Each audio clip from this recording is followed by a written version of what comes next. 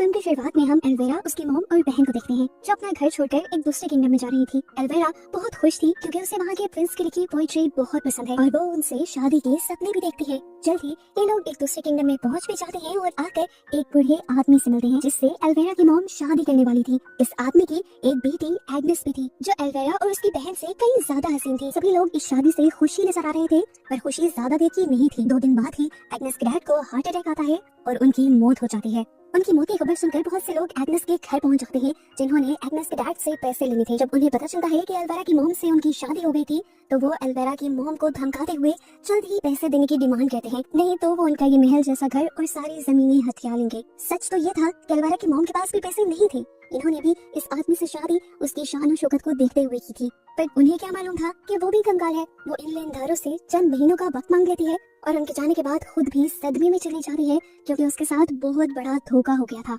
उसे ये भी टेंशन थी कि अब उसकी उम्र काफी बढ़ गई है, अब वो अपने हुस्न के जाल में किसी अमीर आदमी को नहीं फंसा सकती थी, ना शादी करके अपने हालात बेहतर कर सकती थी और अब तो उसकी जमा पूंजी भी काफी कम रह गई थी। एल्वेरा को अपनी मॉम की हालत पर तरस आता है और वो अपनी मॉम से कहती है कि आप टेंशन न लें, मैं यहाँ के प्रिंस जूलियन से शादी करूंगी और सारे हालात ठीक हो जाएंगे। एल्वेरा की मॉम ने एल्वेरा को गौर से देखा। वो खूबसूरत नहीं थी, ना ही ज्यादा लोग उसे पसंद किया करते थे। ऐसे में उसका प्रिंस को पसंद आ जाना कोई करिश्मा ही हो सकता था। इस तरह तो एल्वेरा की दूसरी बहन भी थी जो काफी प्यारी थी, लेकिन अभी उसकी शादी की उम्र नहीं हुई थी तो एल्वेरा की मॉम के पास एल्वेरा की ही शादी करवाने का ऑप्शन था। यहाँ एग्नेस भी अपनी इस लाइफ से काफी परेशान थी। इतनी सारी टेंशनों में जहाँ उसकी मॉम भी नहीं थी, अब उसके डैड भी चले गए थे। वो अपनी डैड की लाश के आगे बैठकर अपनी मॉम से इन सारी चीजों को ठीक करने की प्रे करती है। खैर कुछ दिन गुजरते हैं और इस पूरे किंगडम में शाही वजीर एक शाही पैगाम लेकर आता है जो किंगडम के राजा की तरफ से था, जिसमें बताया जा रहा था कि प्रिंस जूलियन की शादी की उम्र हो चुकी है। उनके लिए लड़के ढूंढने के लिए आज से 4 महीने बाद किंगडम में एक सेरेमनी रखी जाएगी जिसमें पूरे किंगडम से लड़कियां आएंगी और जिसको प्रिंस पसंद करेंगे वही इस किंगडम की प्रिंसेस बनेगी। जो कवाली लड़कियां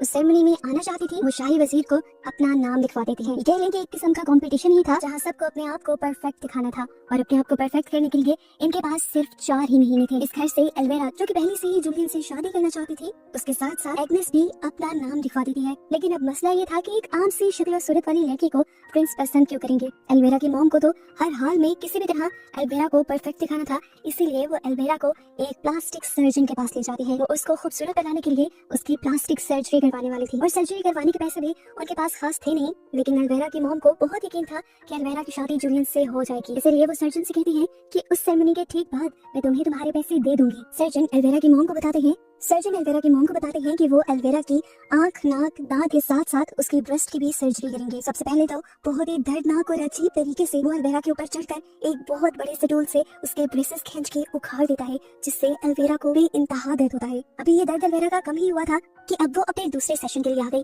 जहाँ अब डॉक्टर उसके नाक की सर्जरी करने वाले थे। वो उसकी नाक को दरमियान से काट कर हड्डी छोटी करके साइड से भी उसकी नाक को पतला करके नाक के ऊपर अजीब लोहे का मास्क लगा देते हैं जिससे उसकी नाक खड़ी रहे और जल्दी शेप में आ जाए। ये सारा प्रोसेस इंतहाई दर्दनाक था, लेकिन एल्वेरा सिर्फ खूबसूरत बनने के लिए सह रही थी। खूबसूरती के साथ साथ एल्वेरा की शाही ट्रेनिंग भी जरूरी थी, इसीलिए उन्हें एक ऐसे स्कूल में लेकर जाया जाता है जहाँ पर मैनर्स और बॉल डांस सिखाया जाना था। इसी स्कूल में हम देखते हैं कि एग्नेस पहले से ही आ चुकी थी। मिस सोफी आकर सबको बताती है कि वो और उनके साथ ही उनको मैनर्स सिखाएंगे, चलने फिरने के, बोलने के और उठने बैठने के, और साथ में बॉल डांस भी। पर इतनी मेहनत के बाद भी सब लड़कियाँ उस सेरेमनी में नहीं जा पाएंगी। सिलेक्ट हुई सिर्फ 16 लड़कियों को ही आगे बढ़ने का मौका दिया जाएगा और वही उस सेरेमनी में जाएंगी। जल्द ही इनकी प्रैक्टिस शुरू कर दी जाती है। दिन गुजरते रहते हैं और हर दिन मिस सोफी देखती है कि एग्नेस यानी एल्वेरा की स्टेप सिस्टर एल्वेरा से तो क्या पूरे ग्रुप से हर मामले में अच्छी थी। बहुत से मैनर्स उसे पहले से ही आते थे, उसका डांस भी बहुत अच्छा था और खूबसूरत तो वो भी इंतहा थी, वो भी नेचुरली। इसलिए मिस सोफी ये देखते हुए एग्नेस को फ्रंट पे ले आती है और एल्वेरा को बिल्कुल आखिरी लाइन में खड़ा कर देती, जहाँ पर कम खूबसूरत लड़कियों को खड़ा किया जाता है।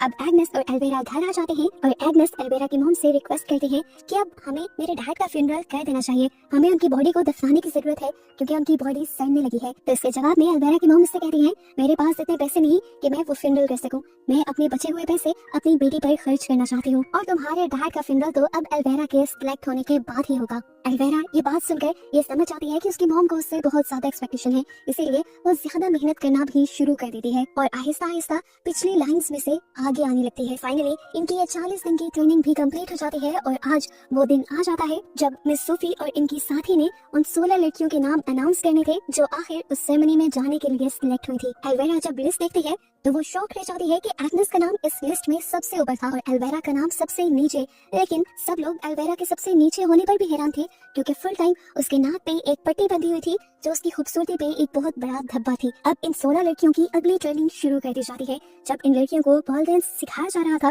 तो एल्वेरा इतने अच्छे से वो नहीं कर पा रही थी जितने अच्छे से एग्नेस कर रही थी, इसीलिए एल्वेरा को वो पीछे कर देती है। और यहाँ पर एल्वेरा फील करती है कि मिस सोफी उसके साथ काफी रूड हो रही है। और यहाँ पर मिस सोफी उसे बता भी देती है कि तुम्हारा सिलेक्शन यहाँ तुम्हारे बल पे नहीं हुआ, बल्कि तुम्हारी मॉम के पैसों के बल पे हुआ है। तुम्हारी मॉम ने तुम्हारा सिलेक्शन करवाने के लिए पैसे दिए थे। ये सुनकर एल्वेरा और दुखी हो जाती है, क्योंकि उसमें वो बात ही नहीं थी जो किसी को पसंद आए। घर पर एल्वेरा की मॉम एल्वेरा के लिए एक डिजाइनर को बुलवाती है ताकि उसके लिए बेहतरीन से बेहतरीन सूट बनाया जा सके। लेकिन यहाँ पर देखा जाता है कि एल्वेरा काफी मोटी है, क्योंकि वो बहुत ज्यादा खाना खाती थी। अब डिजाइनर एल्वेरा की मॉम से कहते हैं कि अगर उसे खूबसूरत कपड़े पहने हैं तो उसे पतला होना पड़ेगा, इसीलिए एल्वेरा की मॉम उसे डाइट करवाना शुरू कर देती है और खाने में सिर्फ उसे नींबू पानी देती है ताकि जल्दी उसका वेट लॉस हो। अगले दिन हम देखते हैं कि मिस सोफी 16 के 16 लड़कियों से अलग-अलग मिल रही थी। वो उनसे बात करके उनके अंदर की खूबसूरती जानना चाहती थी। यहाँ पर भी एग्नेस पहली पोजीशन ले जाती है। वो एल्वेरा से आकर मिलती है और उससे बात करती है, तो उसकी सोच सुनकर उन्हें उस पर तरस आने लग जाता है कि किस तरह सोसाइटी में फिट होने के लिए वो तकलीफ सह रही थी और मेहनत कर रही थी। और इस पूरे टाइम में वो जब से यहाँ थी सबकी तरफ से मजाक बनाए जाने के बावजूद भी आज भी वो हिम्मत से खड़ी थी और अभी भी अपने सिलेक्शन की उम्मीद लिए खड़ी। मिस सोफी को उस पर रहना चाहता है और वो उसकी मदद करने के लिए, उसकी सेहतमंद बॉडी को पतला करने के लिए उसे एक सीक्रेट चीज देती है। अब इसके अंदर क्या था ये हमें तब पता चलता है जब एल्वेरा इसे अपनी बहन को दिखाती है। इसके अंदर एक टेप फॉर्म का एक्ट था। वो बताती है कि मिस सोफी ने मुझसे कहा है कि मैं अगर इसे खा लूंगी तो इसको खाने के बाद मैं जितना कुछ भी खाती रहूंगी मेरा वजन कम रहेगा और मैं जल्द ही पतली हो जाऊंगी,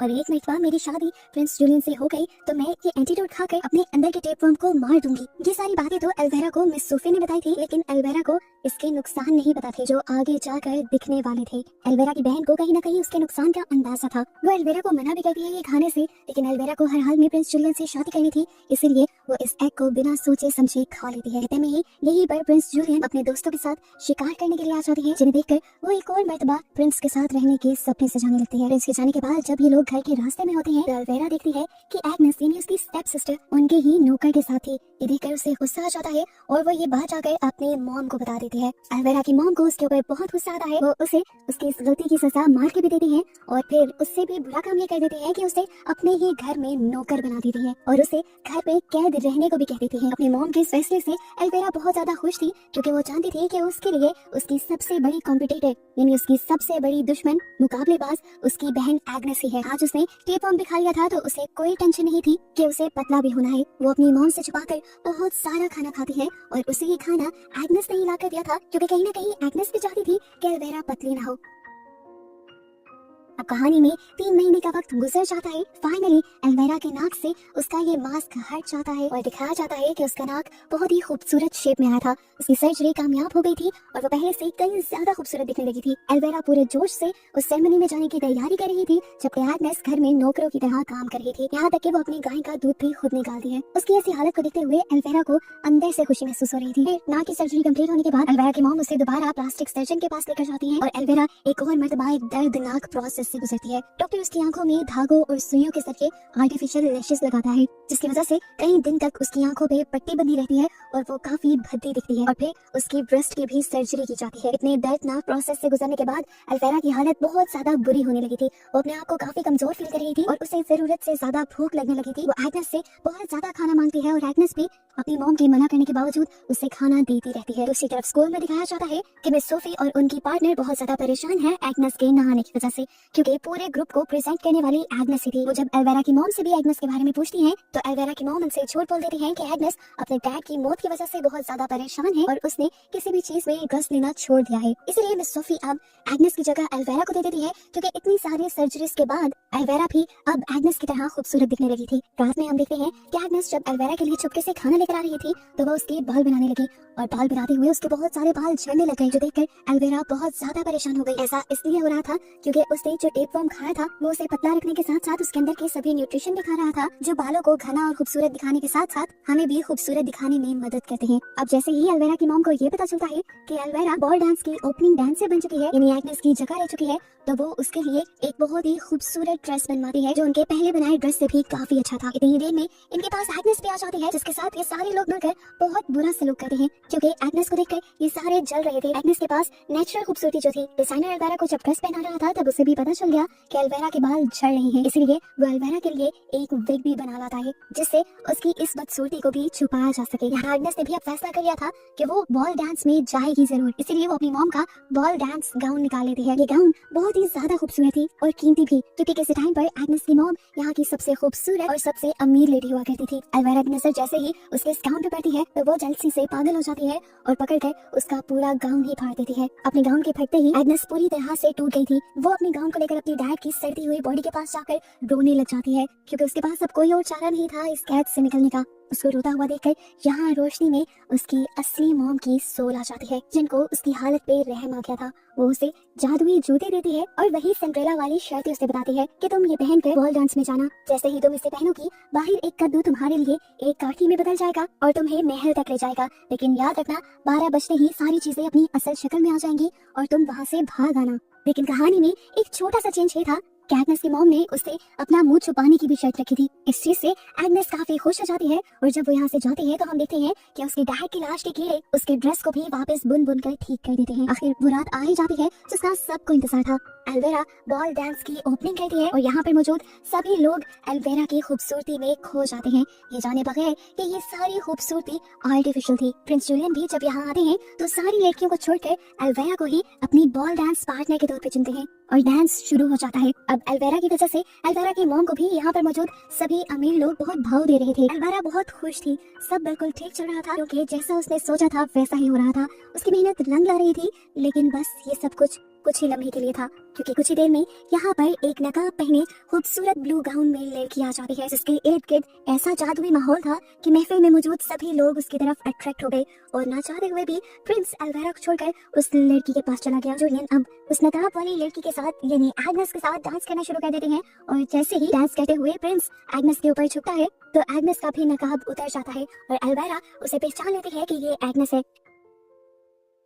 एग्नेस जानती थी कि एल्वेरा अब कोई ना कोई उसके लिए मुसीबत खड़ी कर देगी, इसलिए वो सब कुछ छोड़कर यहाँ से बाहर भागने लग जाती है। प्रिंस उसके पीछे भागता है उसे रोकने के लिए, लेकिन वो रुकती नहीं और बिल्कुल सिंड्रेला वाली कहानी की तरह उसका एक जूता सीढ़ियों पर ही रह जाता है, जिसे उठाकर किंग वापस अपने महल के अंदर आता है और ये ऐलान करता है कि ये जूता पूरे किंगडम की लड़कियों को पहना कर दिखाया जाएगा और जिसको ये जूता पूरा आएगा वही यहाँ की प्रिंसेस बनेगी। एल्वेरा उस समय घर आती है, वो जानती थी कि वो लड़की एग्नेस ही है और दूसरा जूता उसी के पास होगा, इसलिए वो आते ही एग्नेस के ऊपर हमला कर देती है, उसे खूब मारती है और उसके पाँव से वो जूता निकाल लेती है। वो इस जूते को अपना बनाना चाहती थी, लेकिन जैसे ही वो इस जूते को पहनती है तो उसे पता चलता है कि इस जूते का साइज उसके लिए बहुत छोटा है। वो सोच जतन करती है, फिर भी ये जूता उसके पाँव में फिट नहीं आता। ये जूता उसे इसलिए भी पूरा नहीं आ रहा था क्योंकि ये एक जादुई जूता था जो सिर्फ एग्नेस के ही पाँव में पूरा आने वाला था, क्योंकि ये उसे एग्नेस की मॉम ने दिया था। लेकिन अनजान और जुनून में आई एल्वेरा इस जूते में पूरा आने के लिए अपना पाँव काटने का फैसला कर देती है और एक बड़ा सा चाकू लेकर जोर से अपने पाँव पे मारती है, जिससे उसकी सारी उंगलियां कट जाती हैं। उसे बहुत ज्यादा दर्द सहना पड़ता है, जिस दर्द से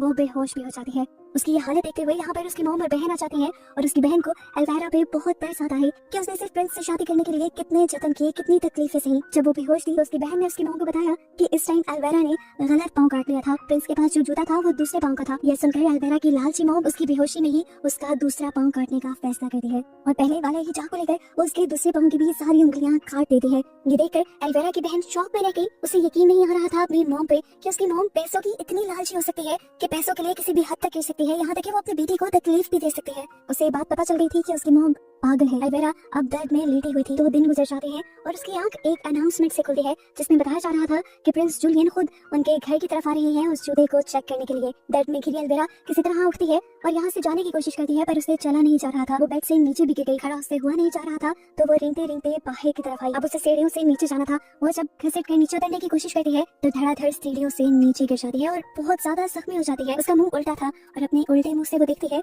कि एग्नेस वही गाउन पहने खड़ी थी जो गाउन उसने खुद एग्नेस का फाड़ा था। और अब वो गाउन पहले से कहीं ज्यादा खूबसूरत हो गया था। इतने में ही यहाँ पर प्रिंस जूलियन आ जाते हैं और सबसे जूता पहनने की रिक्वेस्ट करते हैं। एग्नेस वो जूता पहनती है और उसे वो जूता फिट भी आ जाता है, जिसकी वजह से प्रिंस जूलियन को ये पता चल जाता है कि उस दिन डांस करने वाली लड़की एग्नेस ही थी। वो उसके साथ शादी करने का फैसला करते हैं और उसको यहाँ से ले जाने लगते हैं। ये देखते हुए एल्वेरा फूट फूट कर रोने लग जाती है। उसके दुख का बुरा हाल था, उसने कितने दुख सहे, कितने जतन किए, लेकिन फिर भी वो प्रिंस को हासिल ना कर सकी। उसकी हालत देखते हुए यहाँ उसकी बहन आती है, जिससे उसके ऊपर बहुत ज्यादा तरस आ रहा था। एल्वेरा को जल्दी से वो एंटीडोट पिलाती है जो उसे मिस सोफी ने दिया था उसके अंदर के टेप वर्म को मारने के लिए। इस एंटीडोट के पीते ही उसे उल्टी होती है, जिससे उसके अंदर का टेप वर्म बाहर निकलने लगता है। उसकी बहन खींच खींच कर इस पूरे टेप वर्म को बाहर निकाल देती है और एल्वेरा की हालत पहले से कुछ बेहतर हो जाती है। जिसके बाद एल्वेरा की बहन एल्वेरा को मोटे कपड़े पहनाकर अपने साथ यहाँ से भागने को कहती है, क्योंकि वो जानती थी कि उसकी मॉम पैसे के पीछे पागल है और ऐसे में वो उन्हें नुकसान भी पहुंचा सकती है। अपने आप को बचाने के लिए ये दोनों बहनें अपनी मॉम को छोड़कर